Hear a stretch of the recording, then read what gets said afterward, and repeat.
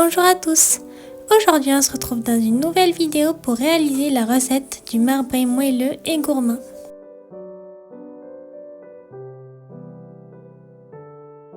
C'est une recette qu'on adore faire pour nos goûters de la semaine ou pour emporter un pique-nique. Son goût peut rappeler celui des cakes savanes mais en version fait maison.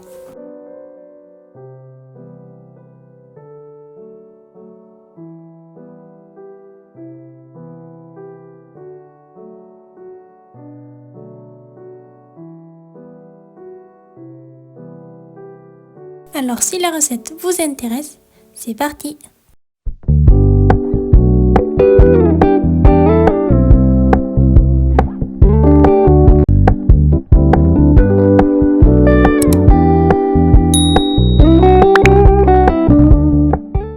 La liste des ingrédients. Vous aurez besoin de 300 g de farine, de 250 g de beurre mou, de 120 g de sucre, de 5 œufs, d'un sachet de levure chimique, de 10 centilitres de lait, de 90 g de chocolat noir, de 2 cuillères à café de cacao non sucré, de 2 cuillères à café d'arôme de vanille et d'une pincée de sel. Vous pouvez retrouver cette liste en barre d'infos. Commencez par mettre un bol sur une petite casserole d'eau et versez-y le chocolat.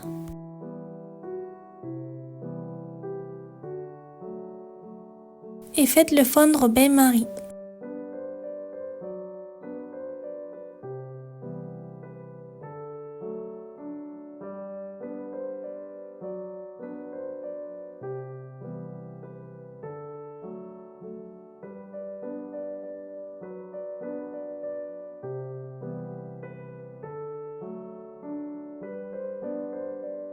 Dans un autre bol, versez le beurre mou. Vous pouvez le passer 3 à 5 secondes au micro-ondes. Et mélangez jusqu'à ce que la texture soit pommade. Si votre beurre n'est pas assez mou, la pâte pourrait grainer dans la suite de la recette.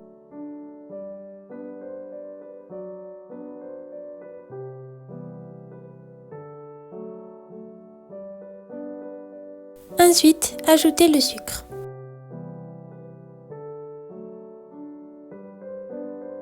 Et mélangez de nouveau jusqu'à ce que le tout soit homogène.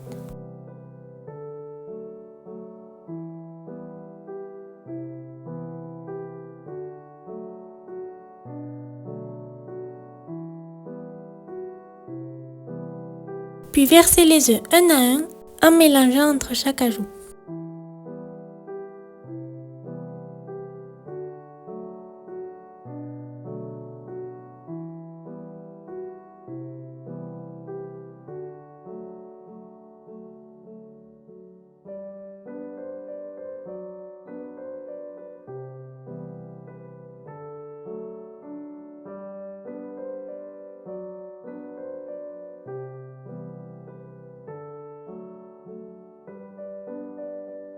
Ajoutez le lait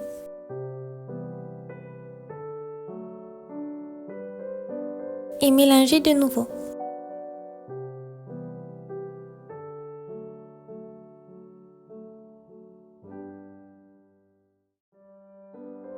Puis tamisez la farine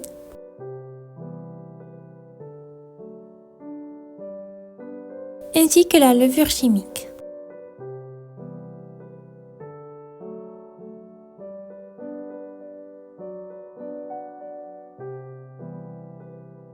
Ajoutez également la pincée de sel. Mélangez de nouveau jusqu'à ce que le tout soit homogène.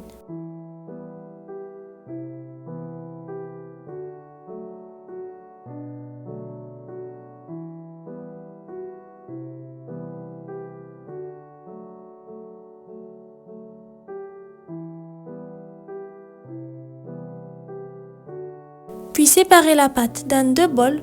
Vous pouvez la peser pour plus de précision, mais moi je ne l'ai pas pesée. Et dans une des 2 pâtes, ajoutez l'arôme de vanille. Et l'incorporer à la pâte.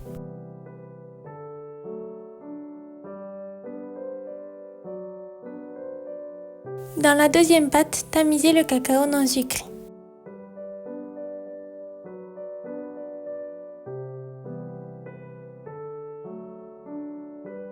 Ajoutez également le chocolat fondu.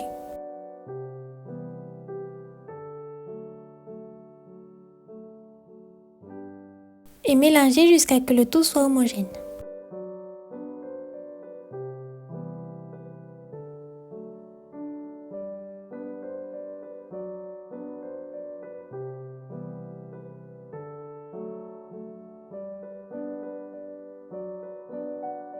Ensuite, disposez la pâte dans un moule en intercalant pâte au chocolat et pâte vanille.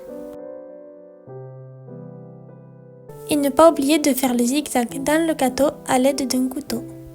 Vous pouvez ajouter des bouts de beurre sur le gâteau pour que celui-ci se développe mieux à la cuisson. Et cuire 45 minutes à 175 degrés.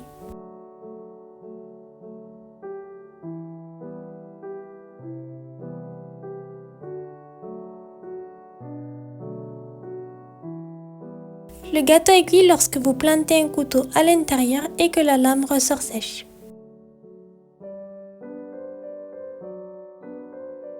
Puis laissez refroidir avant de le démouler.